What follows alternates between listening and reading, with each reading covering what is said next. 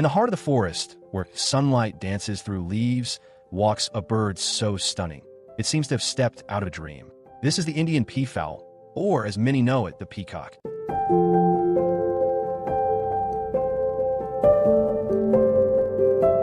The peacock is the national bird of India, a symbol of grace, royalty, and beauty. What most people call a peacock is actually the male of the species. The female is called a peahen, and together they are known as peafowl. There are three main species: the Indian peafowl, the green peafowl, and the rare Congo peafowl, native to Africa.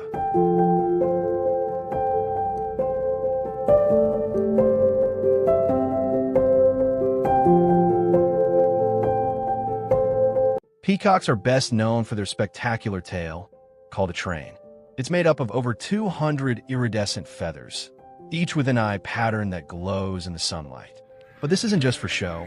The peacock fans his tail and vibrates it to attract a mate, a graceful performance known as a courtship.